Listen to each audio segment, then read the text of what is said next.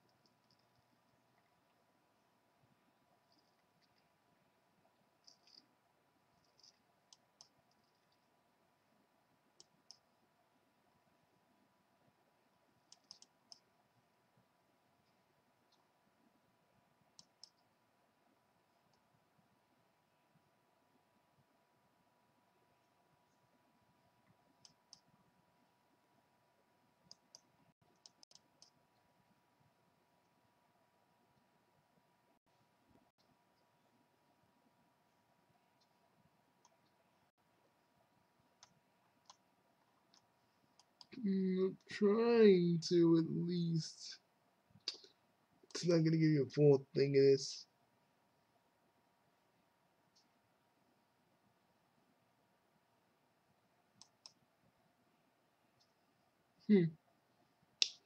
Well, okay, let's. Well, for those of you that are probably like Bugsy, Bugsy, you gonna do? So how you feel about Kingdom Hearts? Well, for those of you that don't really either understand Kingdom Hearts or for those of you that don't understand Kingdom Hearts or don't want to understand it, I don't know, this review isn't for you. Because personally, before I begin, some people are like, it's too difficult, it's too hard. What is really going on? I don't really understand it. Let me explain this something to you. Some people don't understand Kingdom Hearts because either A, they just don't get it. They don't get it because they don't want to get it.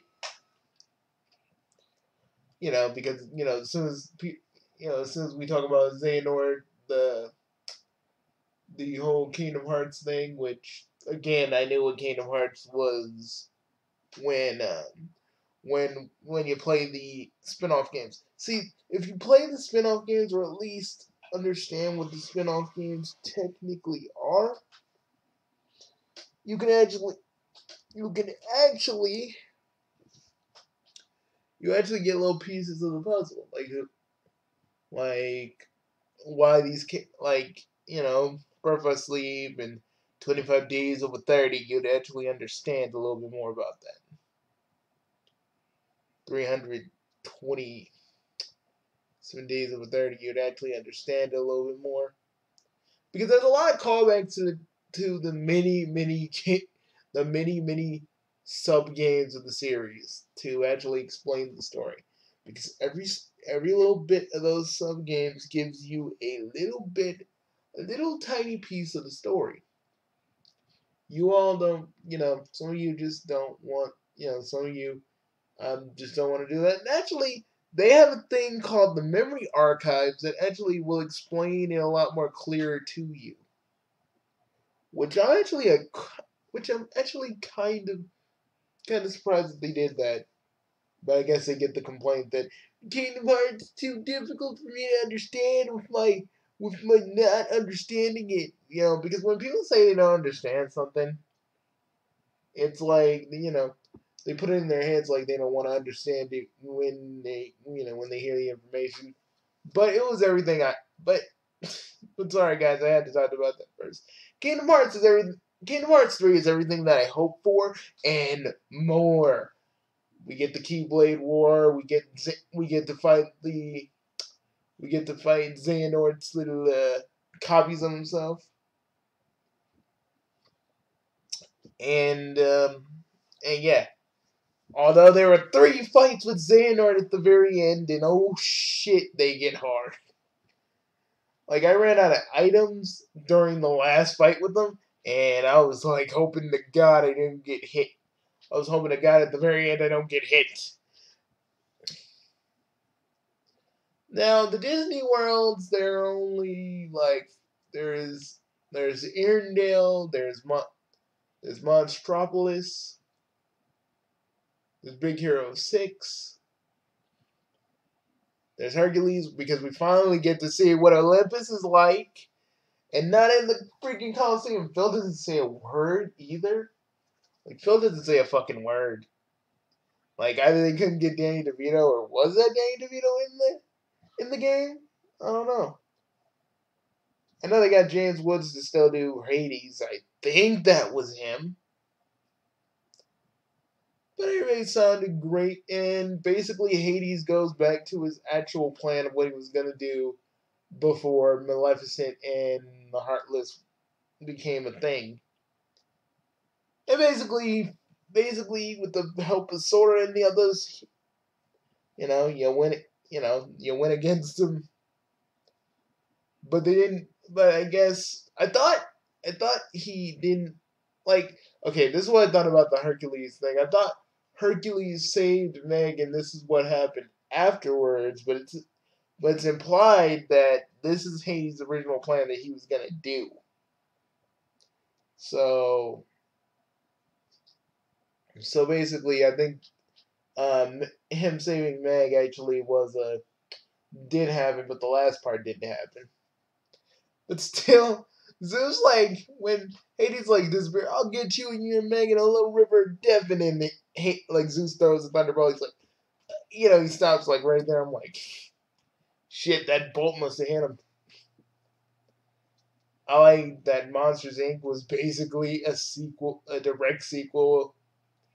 The Monstropolis world was basically a direct sequel to Monsters Inc. I mean, Mike and Sully found Boo again, and it made me say, it made me happy. And when I was playing the Toy Story world, I was like, part of me was like, God dang, Buzz, why are you making me cry? Nothing's really happening yet. You're making me cry. You got this power over me. Also, there was a little fake commercial for Varium Rex, which I will be getting into at the very end. But basically, we had all these worlds and we had the Tangle world where you help, where basically the events from Tangled actually happen, but they kind of don't happen. They happen, but not in the way not every scene gets adapted though. Not even the same. Not even we don't even get the song with with Rapunzel and Eugene where it's like, now I see the light. It just kind of plays with a beautiful piece, but I would have liked to hear it. I mean, Frozen got to keep 2 of their songs, which I thought was like, okay.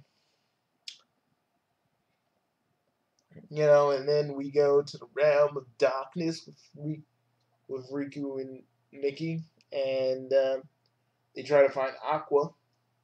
They find Aqua, but she didn't get turned into one of Xehanort's things. She just got sucked into the darkness because Ansem's Heartless like threw in the shores of darkness, and she was trying to get out, and then she did, and then later Mickey and Riku fight her, and Sora fights her. It's just boom. We get to go back to Castle of Oblivion, and it becomes the World of Return. The World of Returning. I'm saying it wrong. I know it's something, but yeah. So basically, we get Vanitas and everybody else back. The Keyblade War, well, parts of the Keyblade War where you're fighting the other organization members. You know, I do like the organization members because they were kind of interesting characters to me. And also Axel is like my favorite character hands down because decided to be he decided to be a good guy and not work for the organization. There's a whole bunch of stuff, but the main thing is we get Roxas back towards the towards the towards the end along with Terra and there those and we get Shion back too, and it's one of the more emotional scenes in the game, and I'm like, oh God, we they we got him back. We got him back. I'm freaking no. When I was playing it, I was tearing up like every 5 seconds. And, when we're fighting Terra, I was screaming, Terra! Terra, come back, dude, come back! I was just like in it. I've been playing these characters, watching these characters for a very long time, and I got attached to them. And it was I fucking love Kingdom Hearts. Always have. Y'all can say that the story is convoluted, but at the end of the day, I understood what was going on because I actually because I paid attention. Like y'all just be like, because I be seeing people be like, "What? Xehanort? Heartless? Zemnis? What's going on?" I'm like, dudes, it's not that hard to figure out. Break it down. Break it down into pieces so you can get it. But we took care of Zemnis and then fought Xehanort. Xehanort had like 3 different boss phases and fights, and it was fucking. I was like, at the end of it, I was like, die, old man, die! Fuck! What? I was like, fuck, just die already, man! What keeps you to this plane of existence? I told you, I was running out of fucking, items. But basically, I'm not trying to give off major spoilers, but I'm about to, so you guys better fucking, for those of you that haven't played, get out of here now. Get out of here now. Get out of here now. Either watch the cutscenes if you don't have any interest in the game, because you could watch the cutscenes. They're like a fucking movie, which I'm probably gonna go do on Facebook on my live thing, and we're just gonna watch it all like a movie.